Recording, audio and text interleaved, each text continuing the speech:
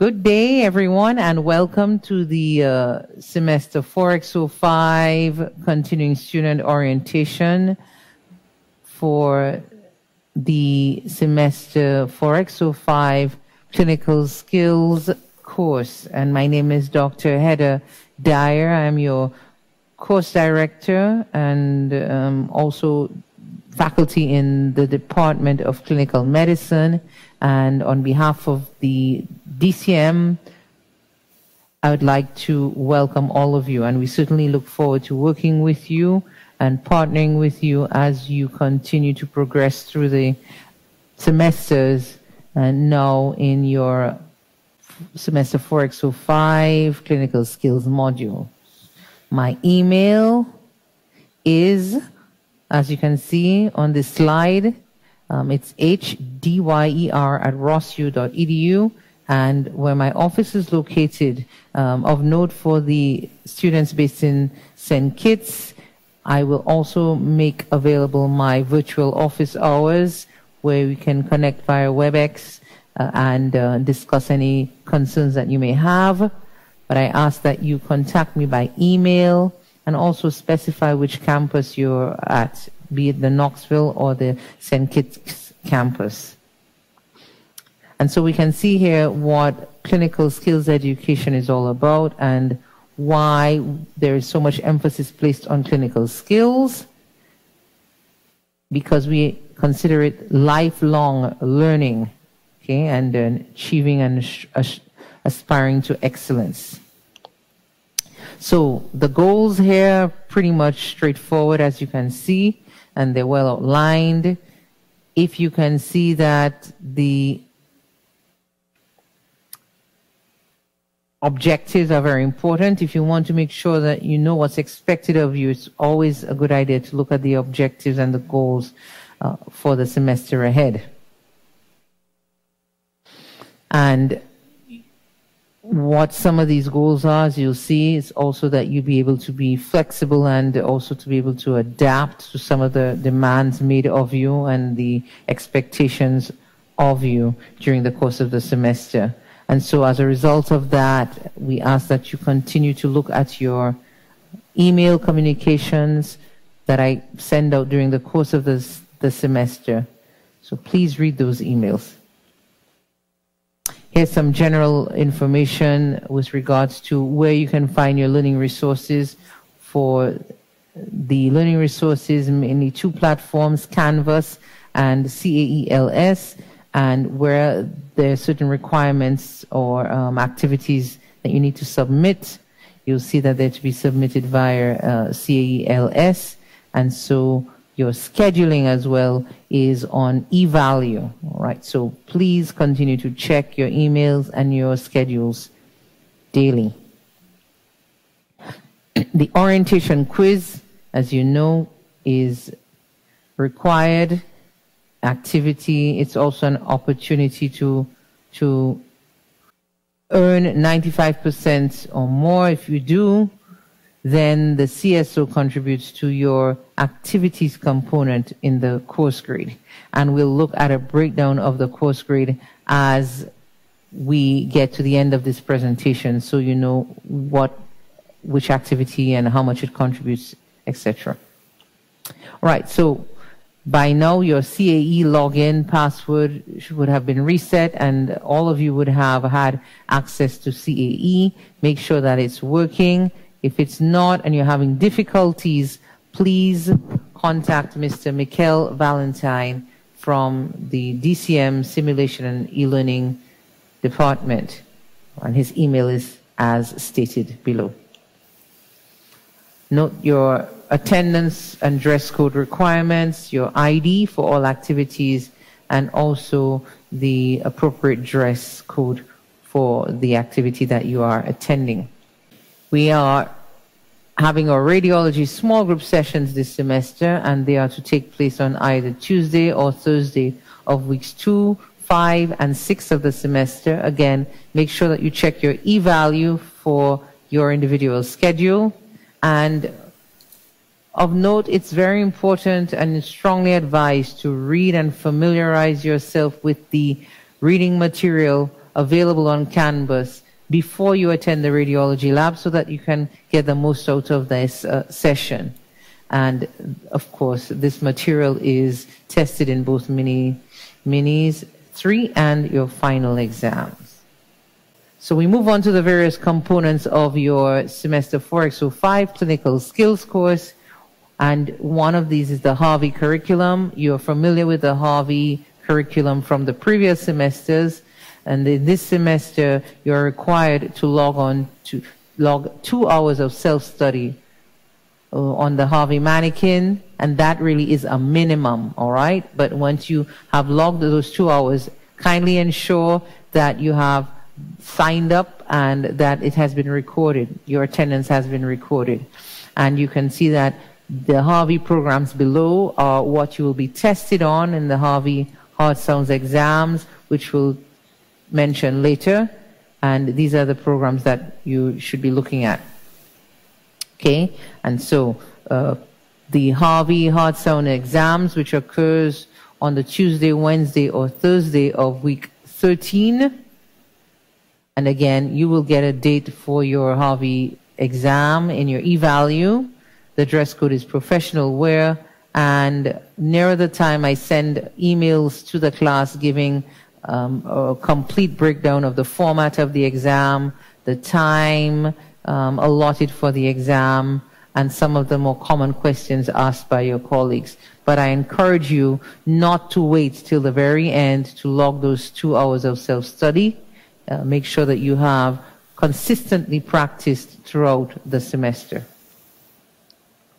The AIST, which stands for the Advanced Interview Skills Training component, where you're building on skills, okay? So your skills acquired during your SIST, and so we continue to build on really refining your techniques for working with challenging patient problems and emotionally charged interviews. And as you know, these are skills that are assessed in your Step 2 CS, and so we start building the foundation now for really practicing those clinical skills that will be necessary in the exams, and also when you move on to your clinical rotations.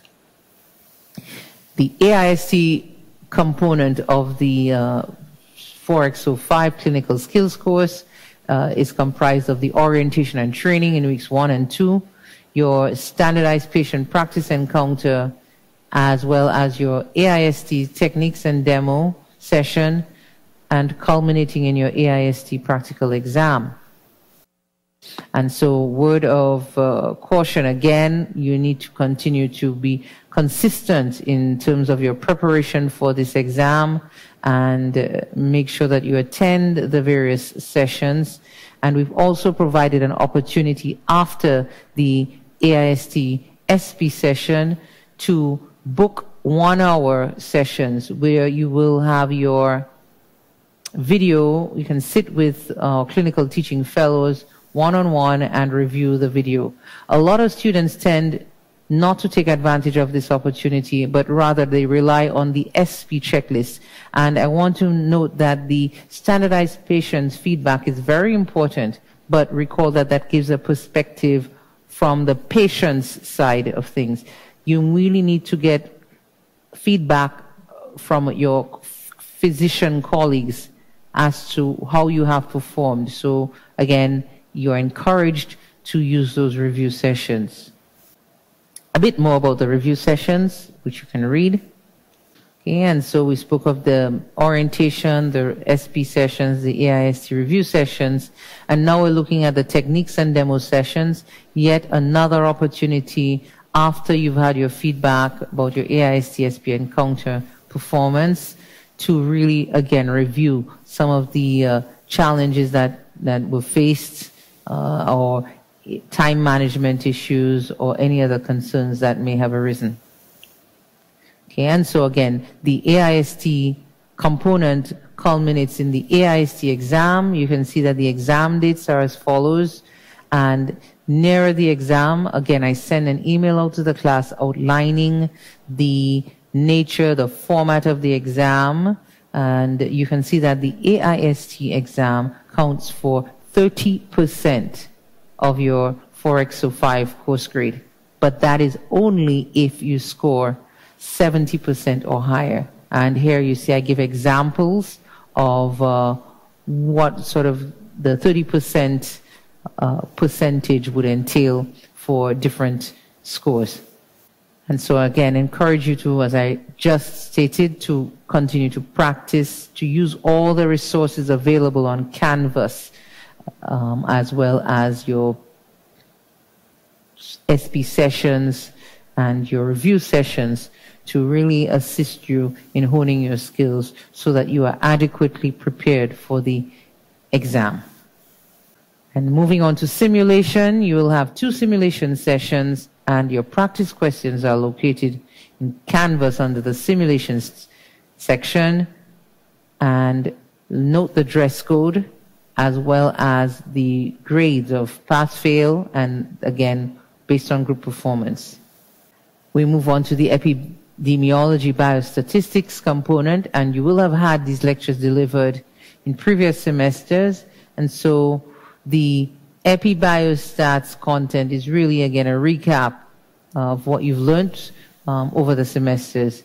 And if there's any questions or challenges that are found in reviewing, again, you have Dr. Carrie Gasker of Behavioral Science, who you can reach out to via email if you have any concerns. And so the epibiostats activity for the 4X05 course is a mandatory formative quiz, all right? And it's mandatory for all students enrolled in semester 4X05, and it will now contribute to the activities component of the CS course grade only if you score 85% or more. So let me repeat. This semester, the epibiostats activity will contribute towards the activities component of the CS course grade only if you score 85% or more. And so we're giving you some idea of when the quiz will be open. I want you to take note of the fact that it's an open book quiz, and if you note, it's going to be open from week 6 to week 11. And that really is an opportunity for students to really learn the key concepts of epibiostats, right? If you have any difficulties logging in again to CAELS, please contact Mr. Valentine. Now, I've noted the learning resources at the bottom here of this slide, where you can find it in Canvas. And if you note, it's a 20-question quiz, 1 point per correct answer. You need to score 85% or more to get that contributed to the activities section. And I cannot begin to emphasize, okay, the importance of not waiting to the very end or on the last day to submit this quiz. Okay, you're encouraged to use some time during this window from week 6 to week 11 with which you have to take the quiz as many times as you need to, but having learned the concepts, to take the quiz and score 85%. Now, service learning is also mandatory. Okay, so it's mandatory for successful completion of your clinical skills course, and it should be submitted via, again, your CAELS platform. If you note, the deadline is the Friday of week 11. I've given you the date, I've given you the time. Now, I want you to note that if you have not yet commenced and completed and submitted your service learning project in the previous semesters, this is the final opportunity to do so. And effective this semester, if you submitted your service learning in 4X05 and you're repeating 4X05 this semester, you need to submit another and a different, okay, not the same one, another service learning project needs to be completed and submitted this semester. The service learning contributes 5% to your final CS course grade, and there is much more information as to the topics that you can write on, the requirements, that are necessary. Again, the word count, what you need to look for when you're writing your service learning project up, and that's on Canvas.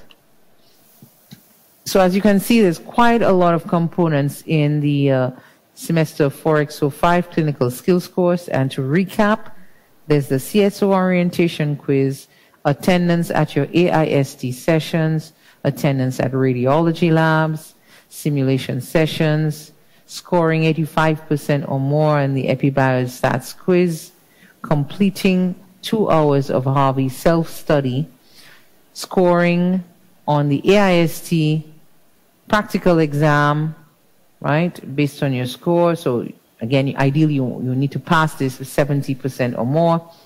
Scoring, again, this whatever score you get on your Harvey hard sound exams, again, to pass for the 20%, you need to pass 70% or more. And of course, your service learning project, which was commenced and completed and submitted, right? And if you haven't done so prior to this semester for XO5, you need to undertake a service learning project. And I note that there is no remediation for this 4X05 CS course. So you need to be consistent and focused throughout the course of the semester so that you are successful. And here is a sort of visual aid of your semester 4X05 course. And I urge you to review this because it gives you quite a detailed breakdown as to where you get your points, all right? And so, again, if you have any questions, email me so that I can provide further clarification. So we move on to punctuality and dress code and the departmental policy on both of these. And so, again, if you are missing, if you're absent for any of these, all right, the CS activities or the exams, they're all considered lapses in professionalism, okay? And so for the exams, if you arrive greater than 5 minutes later than the scheduled value time, you, again, would get 5-point deduction from the final CS course grade, and again, the other point deductions for not dressing professionally. If you look at your absence policies as well, throughout the course of the semester, we are aware that, you know, it's life. Life happens. We ask that as soon as you are able to, you need to reach out. Again, by email is best, that you have it documented that you reached out. Email me and let me know as soon as possible what's going on. If you are ill and you're not able to attend, you will need to attend, okay, a clinic or the counseling center, or in this case, the urgent clinic here in Knoxville, or counseling center within 24 hours. And you need to have that document sent to me via email so that we can take note and record your absence so that you get an excused absence. Unexcused absences for mandatory attendance activities and unexcused absences for exams. Again, you can see the policy here. And so we move on to a very important aspect of the practice of medicine, in that as medical future physicians, we also need to take into account the importance of health and wellness and lifelong learning skills throughout the study of medicine, and also these will help us and assist us when we become practicing physicians. And so I've asked here to name some clinical practice or issues that may arise as a medical student or in the practice of medicine, and asked you to name some of these. And so you will see there are quite a few here, and I'm sure that we can all identify with these. The key point of this slide is to acknowledge that there are challenges when studying medicine. There are certain challenges that are unique to the study of medicine. For example, clinical skills exam preparations versus computer MCQ exam preparations, okay? Coping with synchronous deadlines. So if you notice, I've highlighted week 13 of the semester where you have your Harvey exams sandwiched between your, I think it's the neuro finals and the neuro mini and the finals. So how do you prepare? How do you deal with the time management issues which arise? We also note other areas such as test anxiety, stress management, work-life balance, you know, and being adequately prepared for your clinical skills activities. And so getting you to master these skill sets during your time at medical school will greatly assist when you transition from being a medical student to a practicing physician. And so I encourage you to use the resources that are available for you here, both physical structures or locations as well as online resources. And here are some of these noted here. You can see that all of these resources play a role in helping you to prepare for your successful 4X05 course. And so this brings the presentation to an end. If you have any questions, I ask that you email me, and any concerns, any challenges, I urge you not to wait to the very end of semester if there's something that's been an issue that you've been dealing with in terms of dealing with the course or preparing for the course. Reach out early on in the semester as soon as you have identified this problem, and know that we are here to help. But if you need to reach out, feel free, and we will try our best to assist you. So once again, I thank you very much for your time here, for reviewing this, and for preparing adequately for your course activities. We look forward to working with you and partnering with you as you get another step ahead, one more step towards your goal in the 4X05 course. So thank you very much, and I wish all of you a successful semester ahead.